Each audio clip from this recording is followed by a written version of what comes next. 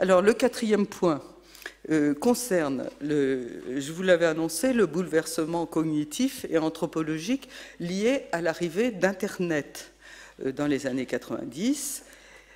Et ce que certains perçoivent, je fais allusion au petit livre du philosophe Michel Serres qui s'appelle Petite Poussette, comme l'émergence ou la naissance d'un nouvel humain.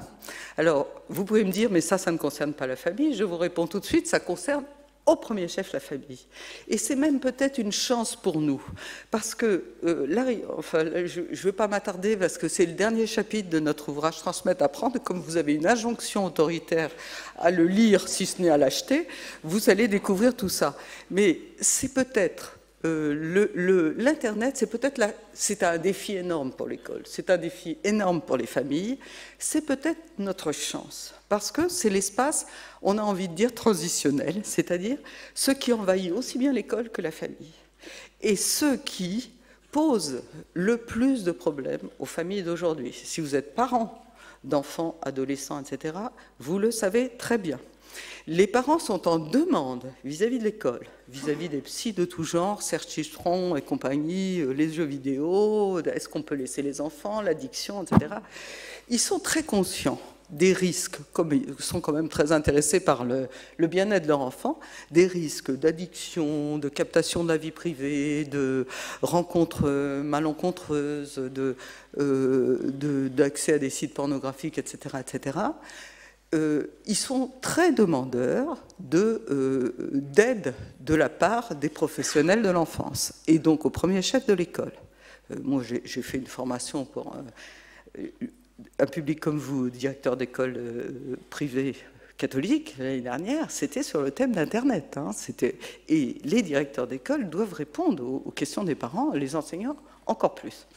Et donc on a l'espèce d'objet qui va peut-être aujourd'hui, parce que c'est un objet qui déboule dans notre contemporain de manière massive, puissante, séduisante, etc., et très angoissante.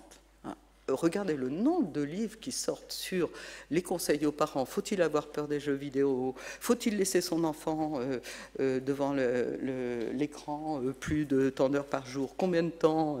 Et les âges, etc. C'est une vraie angoisse d'aujourd'hui.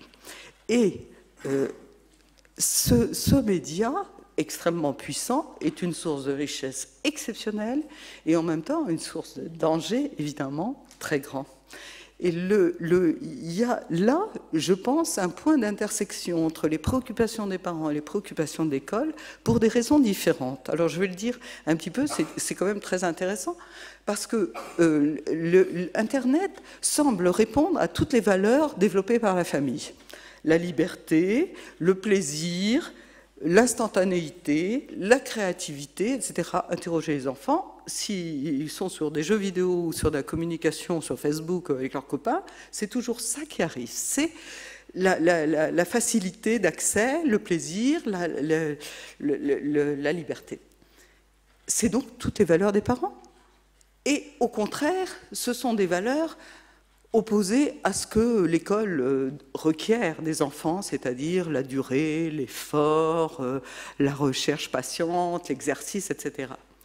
Or, du côté des parents, le paradoxe est que malgré ces caractéristiques et ces valeurs prônées par Internet, les parents sont dans un état d'angoisse maximale par rapport à cet outil, parce qu'ils savent qu'il y a des risques et des dangers.